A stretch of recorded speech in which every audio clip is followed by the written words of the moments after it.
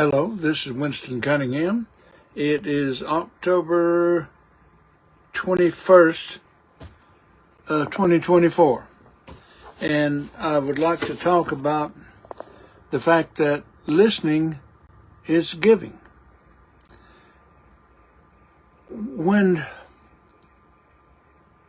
Let me start by breaking down, for those of you who are not exposed, to break down the structure of mind so that parts of what I say may make more sense.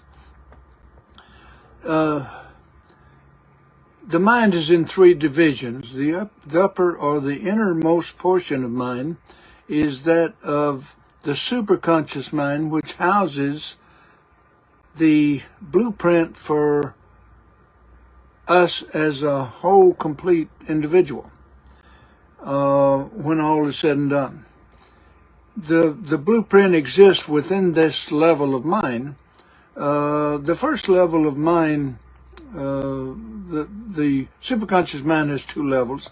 The first level houses the Christ consciousness, and this is what when the Christ consciousness is fully ingrained in us, where we can use it consciously. This is the second coming of Christ. Also in this level of mind is the perfect balance of aggressive and receptive principles, which is necessary for creation. And we are all creators.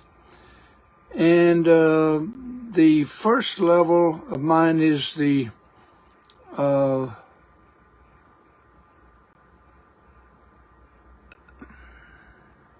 second level of mind is the causal level. From here on down, or here on out, everything is caused. And then comes the dome. You've read about it.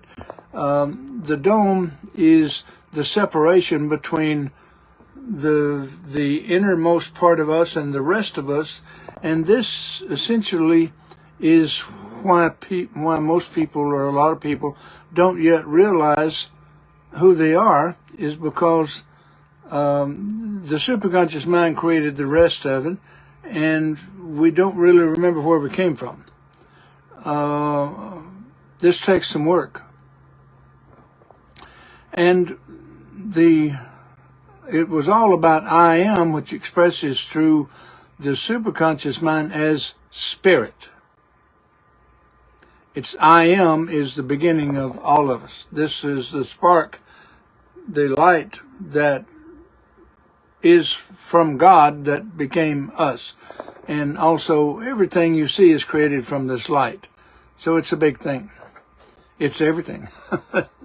Okay, but we've got all of that embedded in us, plus in the first level of consciousness as part of the blueprint for us as a whole, being whole and complete. We were given, or we have automatically, through our spiritual DNA, we have everything we need. So what's going on outside of the self is simply a reflection of what's going on inside. So to progress, you look within. And this is the key part of listening, which I'll get into later. The next portion of mind created by you have the marriage created in heaven, which is the subconscious mind, and then the conscious mind. Well, first, the subconscious mind has four levels. The third, fourth, fifth, and sixth. The mental, upper astral, lower astral, or you can call it astral or spiritual. And then the emotional level of mind. It is the emotional level of mind when the conscious mind constructs pictures. These pictures are planted in the third level of subconscious mind, and it gains substance working through the minds, through the inner levels of mind. And when it gets to the emotional level, when it's full of the substance at that point, then it's pushed into the physical, and this is where you become aware of it emotionally, and the tendency is to react to what is being developed, but it's your own creation. And so that's the process, and you can listen to another talk I did on emotions. I'll explain all of that. It's not rocket science, but it does take some doing. Okay. And then the subconscious mind needing a partner to experience in the physical existence, we created the conscious mind, and the conscious mind and the subconscious mind are bound together by the emotional level. This is called Adam's rib. Adam is the subconscious mind, Eve is the conscious mind, and Adam's rib is what binds the two together. So the emotions are important part. It's emote means to push. So that is the basic structure of mind, and of course there's one more critical element, is that the most beautiful angel that fell from heaven became the conscious ego. This is what most people without the adulthood and spirituality, you call this the devil. But there's more to it than that. There's 4 levels of development of the conscious ego: the serpent, devil, Satan, and finally in Revelation it's the dragon. And so those are the 4 developments, and I'll talk about that a little bit in another talk. But this one I want to focus on listening. So that the structure of mind, and everyone has this same structure, and I've done a talk already on the form and structure, which is created by the need. As long as we need it, it will be here. And it's here for us to use. And at this point in development, still the majority on the planet are misusing rather than using, because they misunderstand what they have. Okay, now let me get to what I came here to talk about today. Listening the number 6 relates to service to self and others. And it dawned on me the other day that actually listening is one of the higher ways to serve. If someone else, sometimes when I'm listening to somebody, their only intention, unconscious intention, is that they just need to express themselves. They need somebody to listen to them. And that's all they want. And when they get through talking, if they do, then I'll say something to see if the door is open for me to offer anything. And so sometimes there is, many times there's not. But that person and I still gave through listening. Now, where listening becomes vitally important to each individual is when you listen to another individual, and listening requires that you don't think while you listen. You can only do one thing at a time. So listen, take all the information in. Even practice repeating back what was said, making sure that you hear it all, but you don't think while you're listening.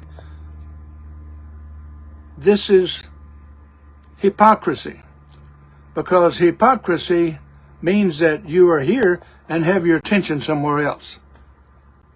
That's what hypocrisy means. Okay, so don't be a hypocrite when you listen to somebody else.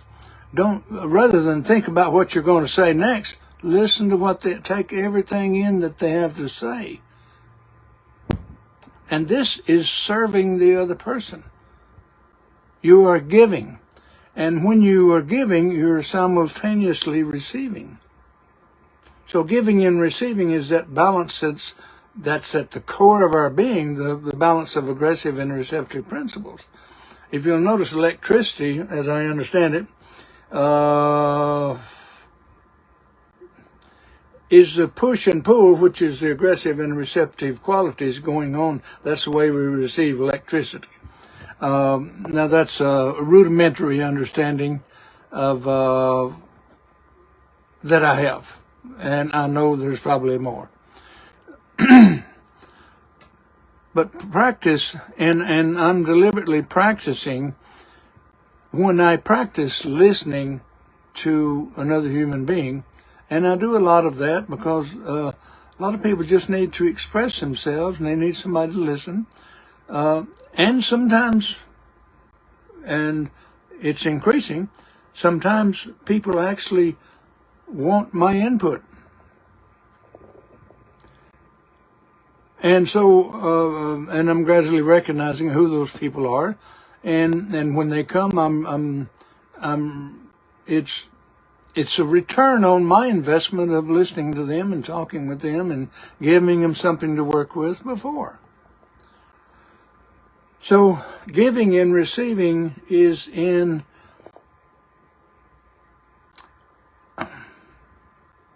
balance within the superconscious mind.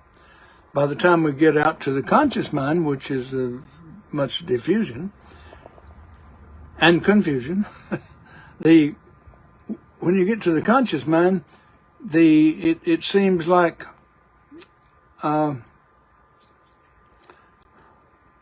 there's a confusion in that balance of giving and receiving. And through one of the readings that I do, I was able to help a good friend who was at a critical point in his business. He knew everything he needed to do. He just was not clear. And so the reading helped him become clear and gave him a way to, on a daily basis, look at 13 different ways he was using energy toward getting acquainted with himself, and he began to he's the only one so far that's used the reading the way I designed it, because he looked at it every day and he got serious about it, and now he's at a point to where he was going from recognizing imbalances in the process of aggressive and receptive actions, or giving and receiving, and he's at the mastery level in that. And I told him last time I saw him, when I realized that he had reached that level, I told him it was an honor to know him, because he's actually, it reminded me of the Thoreau and Emerson. Thoreau was practicing what Emerson preached, and when he was in jail and Emerson come to visit him, he said, "What are you doing in here?" And Thoreau said to Emerson, "What are you doing out there?" So I get this same thing with, so what I helped a friend accomplish, I need to do myself. So he's serving as a role model. And I appreciate that, and he's doing some fantastic things. So I saw this working. This is a direct reflection of me listening. And many times when I see this friend, he's worked with it to where when you start to work with things, you're stirring some things up as well. So he'll come to me with additional questions, so we got something different to address. But he's taking it seriously. That's the key thing.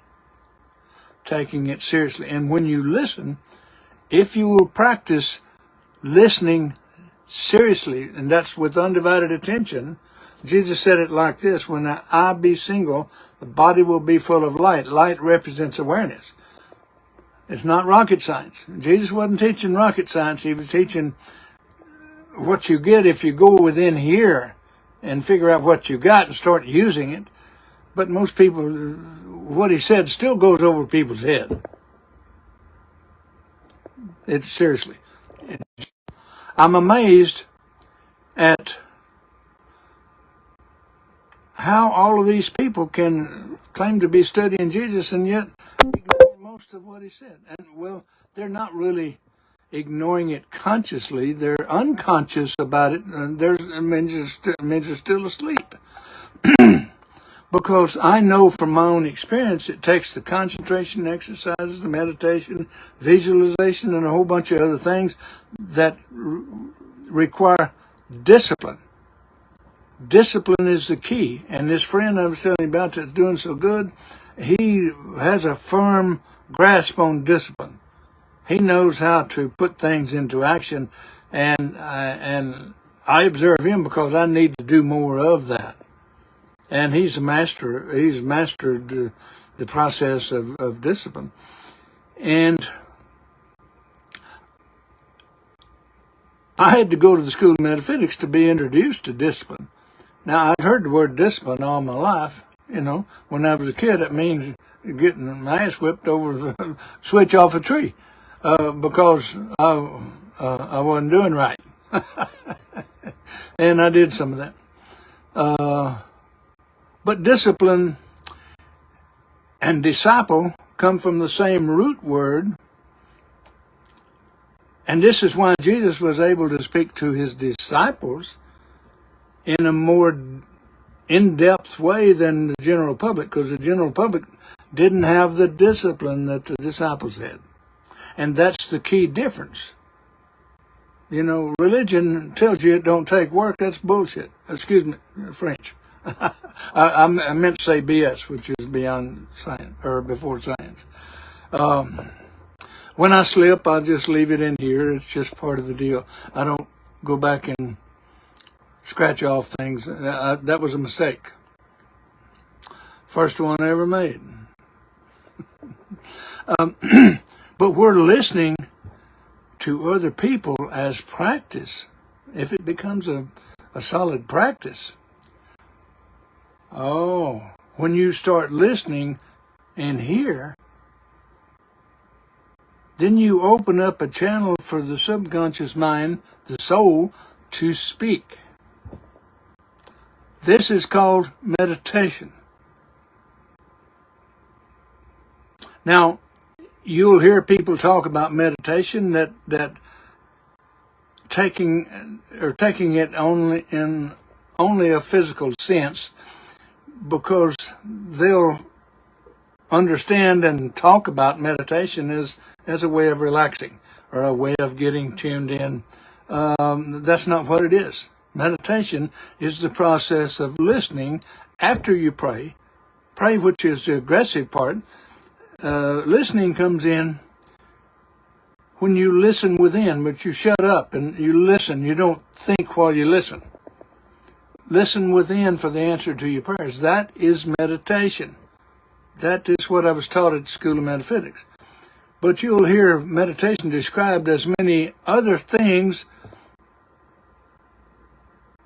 but they haven't separated, therefore they can't identify and they can't admit or integrate because they're stuck in a physical only way of thinking.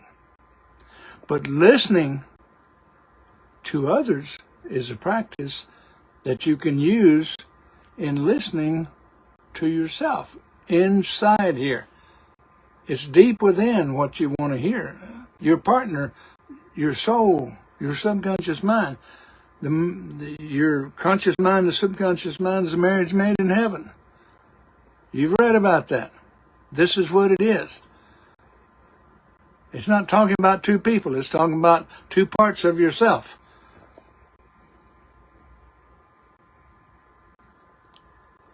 So listening becomes of the highest value when you listen within for the answer to your prayers. That's what Jesus was teaching. But all they heard is, and all that a lot of people still hear is, we'll do this and don't do that. Well, that's beneficial.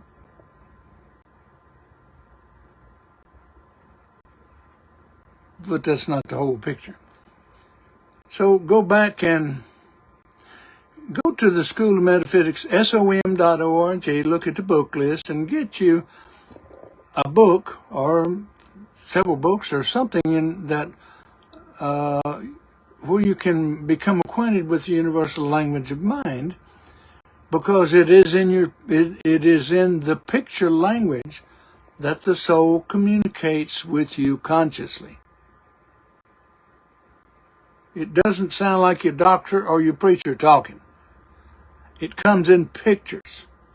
And that's what Jesus was teaching that most people didn't know how to relate to because they haven't had any experience with discipline. So listening, practice listening to listen completely to another. Will get you ready to listen completely within, and that's where you get the good stuff. It's buried in here. So pull it out and start working with it. Quit trying to satisfy the physical only setup. You're much more than that. You were given everything in the beginning. You lack nothing. This is Winston Cunningham, and listening is actually giving.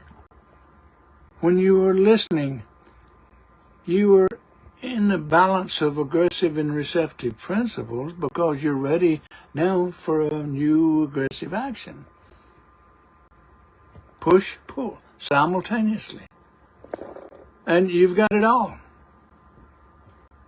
This is Winston Cunningham. Have a good day.